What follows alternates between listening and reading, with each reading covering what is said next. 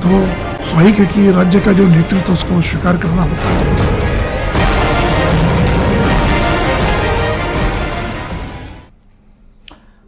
बिहार में खेला हो गया, प्रश्नवाचक चिन्ह वहीं पर खड़ा है। यह तब तक खड़ा रहेगा जब तक खेला हो न जाए। लेकिन अभी तक जो गहमा गहमी है उससे हम अंदाज लगा सकते हैं। बड़ी खबर स्क्रीन पर इस वक्त कि मुख्यमंत्री आवास से ललन सिंह निकल गए हैं, राबड़ी आवास से शक्ति यादव निकले हैं और शक्ति यादव को बीच रास्ते से बुलाया गया। दोबारा राबड़ी आवास पहुंचे हैं शक्ति यादव। बिहार बीजेपी की राजनीति दिल्ली शिफ्ट कर गई है, यानी कि जो प्रदेश स्तर के बीजेपी के लीडर्स हैं उन्हें दिल्ली बुलाया गया है और 7:30 बजे का समय होगा जब अमित शाह के आवास पर एक बड़ी बैठक होने वाली है और इस बैठक में बीजेपी के सबसे सीनियर जो लीडर्स हैं मौजूद रहेंगे।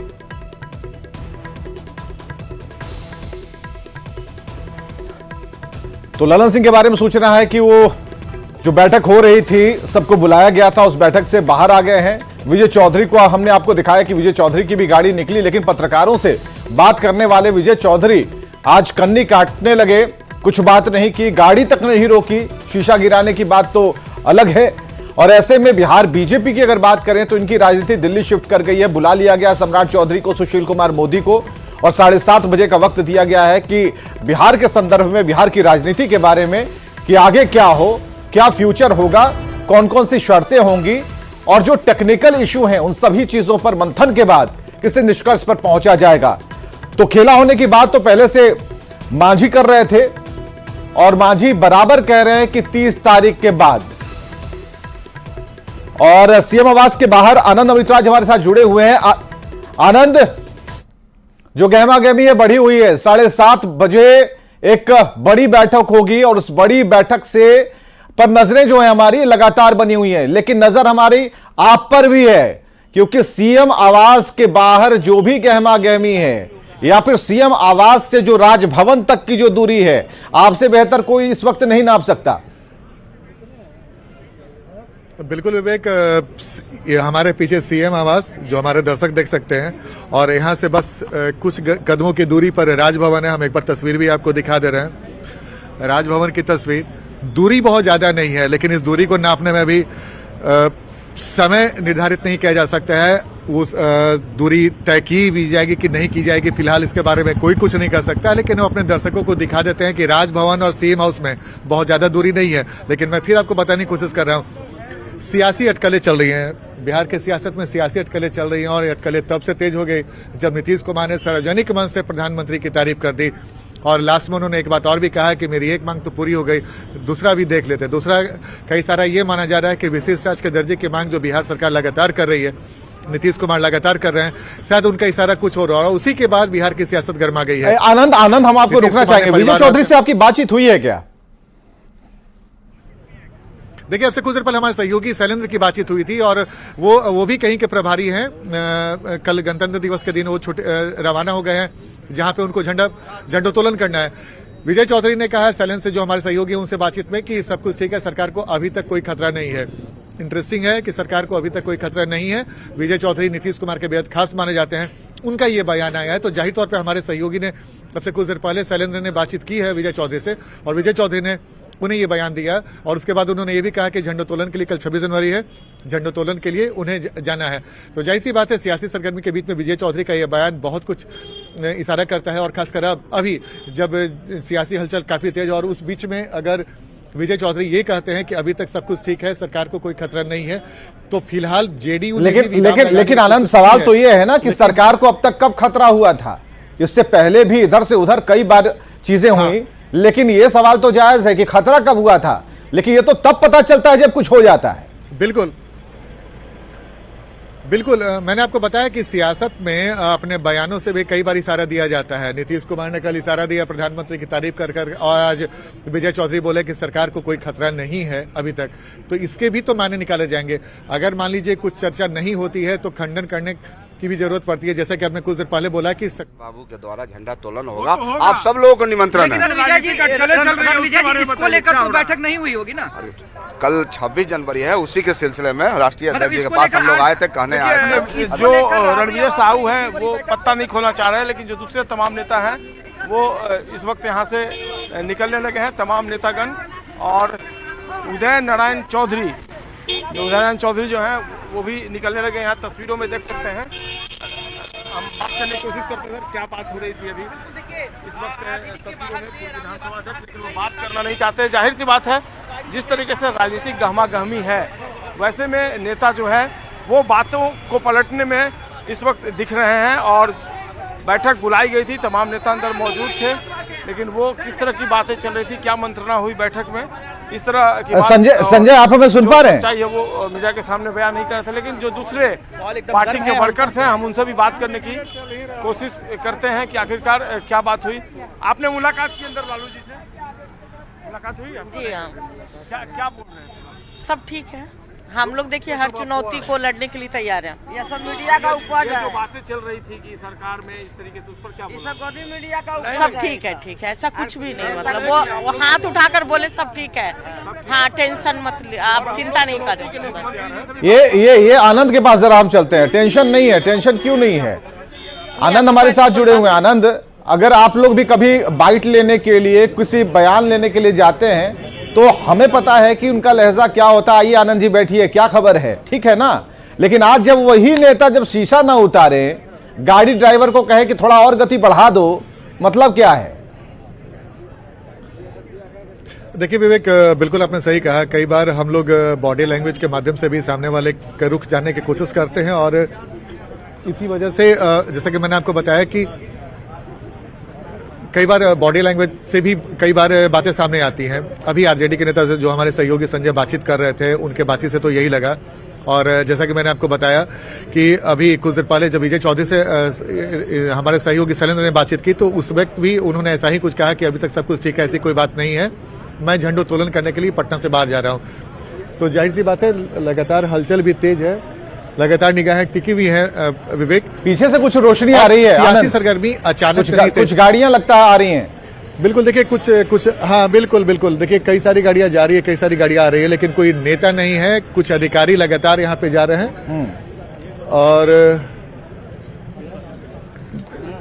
और देखिए विवेक, सबसे बड़ी बात है कि कब कौन कहाँ चला जाए फिलहाल कुछ नहीं कहा जा सकता है। इसी वजह से लगातार निगाहें टिकी हुई है कि भाई 1 अन्य मार्ग और 10 नंबर जहाँ पे राबड़ी देवी का आवास है, वहाँ पे कौन नेता आते हैं जाते हैं। मीडिया का काम ही वहाँ पे नजर रखना। एक जानकारी, अगर आप वहाँ पर हैं आनंद, तो हमें एक जानकारी और दीजिए। राज्यपाल कहाँ हैं? क्या सूचना है? राज्यपाल राजभवन से कोई सूचना है क्या आपके पास?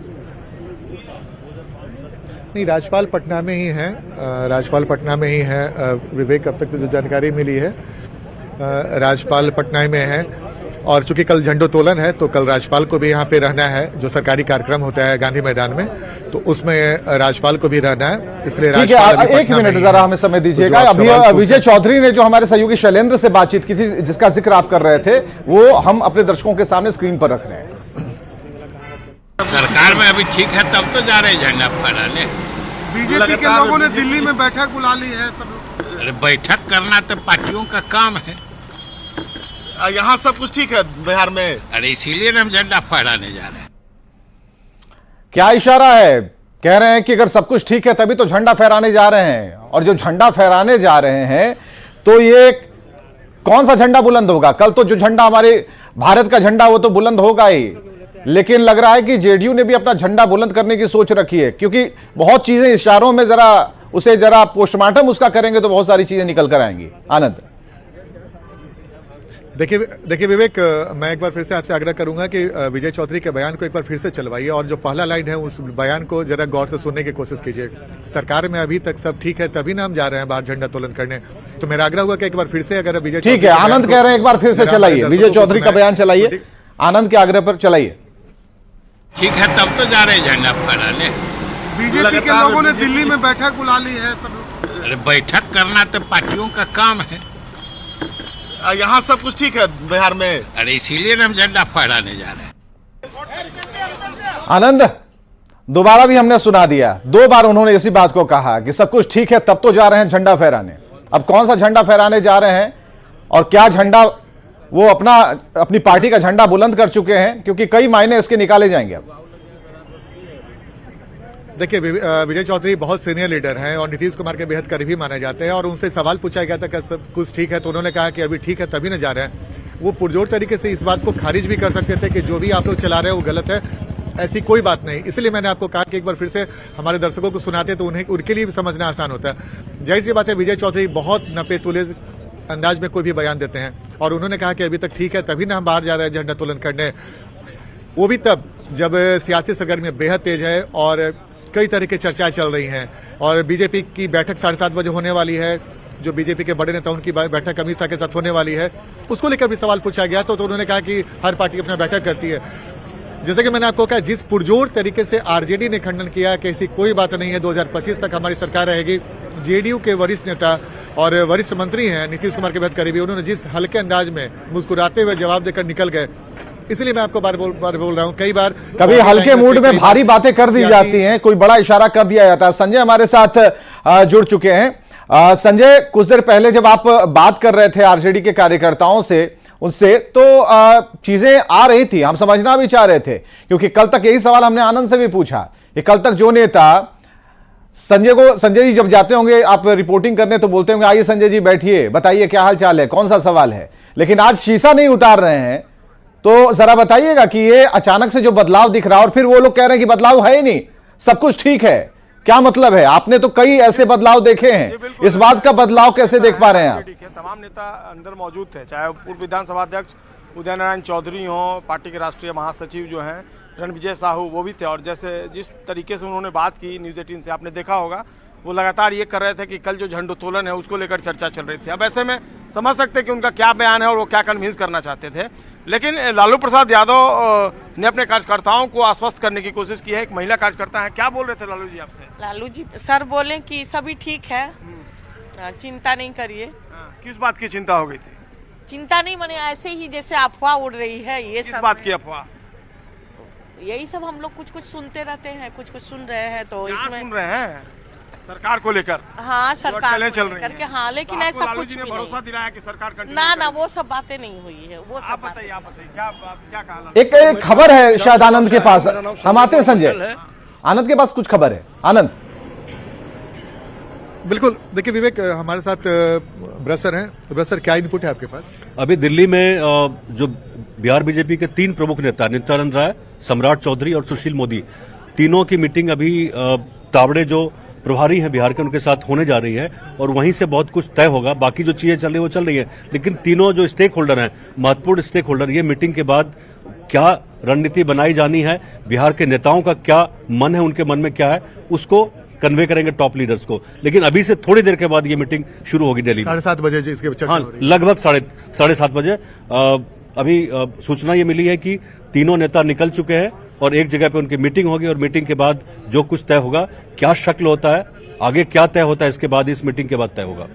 एक बार फिर से हमारे दर्शकों को बताएंगे सर, विनोद तावड़े चूंकि बिहार के प्रभारी हैं और उनके साथ जो बिहार बीजेपी के 3 बड़े नेता हैं, तो वो भी नेता जो नीतीश कुमार को लेकर काफी हमलावर रहे हैं और 7:30 बजे बैठक होने के पहले इन तीनों नेताओं की विनोद तावड़े के साथ बैठक का मतलब क्या समझा जाए? सम्राट चौधरी, उनसे हमारी बात आज दोपहर बाद हुई थी, तब तक ये तय नहीं था कि उनको दिल्ली जाना है।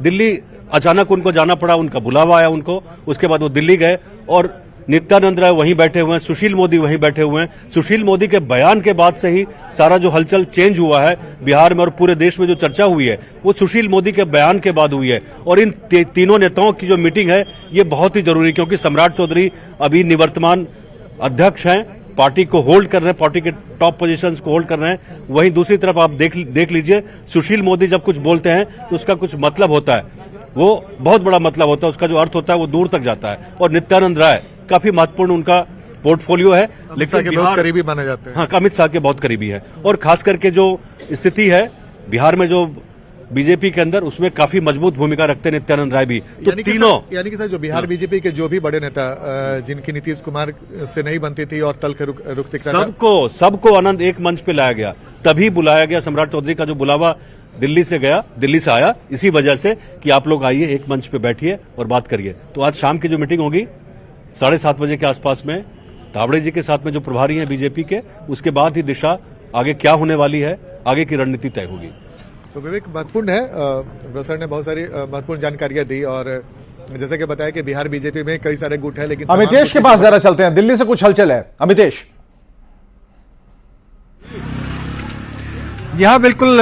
दिल्ली में आज शाम 7:30 बजे की खबर आ रही है कि यहाँ पर मीटिंग होगी गृह मंत्री अमित शाह के आवास पर, और सुशील मोदी जो कि बीजेपी के राज्यसभा सांसद हैं, पूर्व डिप्टी सीएम, इसके अलावा सम्राट चौधरी दिल्ली लैंड करने वाले हैं थोड़ी देर में। दिल्ली आने के बाद एयरपोर्ट से सीधे अमित शाह के आवास आ सकते हैं। जो सूचना है, जो सूत्र बता रहे हैं, उसके मुताबिक सम्राट चौधरी और सुशील मोदी दोनों अमित शाह के आवास पहुंचेंगे। इसके अलावा बिहार बीजेपी के प्रभारी हैं विनोद तावड़े। विनोद तावड़े चंडीगढ़ में थे, चंडीगढ़ से उन्हें दिल्ली बुला लिया गया है। तो इन तीन नेताओं की मुलाकात गृह मंत्री अमित शाह से होगी और निश्चित रूप से इस मीटिंग में बड़ी पटकथा लिखी जाएगी। जो कुछ भी होना है बिहार में, उसको फाइनल शेप यहां से दिया जा सकता है, क्योंकि अभी जो बिहार का सियासी घटनाक्रम है, जो डेवलपमेंट पटना में हो रहा है, उस पर दिल्ली की नजर है और बीजेपी की नजर है। यहाँ से बीजेपी अलाकमान दिल्ली में है और दिल्ली से ही डिसाइड होगा कि बिहार में बीजेपी का अगला कदम क्या होगा। इसको लेकर के एक बैठक होने वाली है, बड़ी बैठक होगी। सम्राट चौधरी जैसे ही लैंड करेंगे दिल्ली में, उसके बाद यहाँ पर गृह मंत्री अमित शाह के यहाँ आएंगे, जो हमारे सूत्र बता रहे हैं उसके मुताबिक। बिल्कुल अमितेश, अपडेट आप लोगों से लेते रहेंगे। बड़ी जानकारी आपने दी है।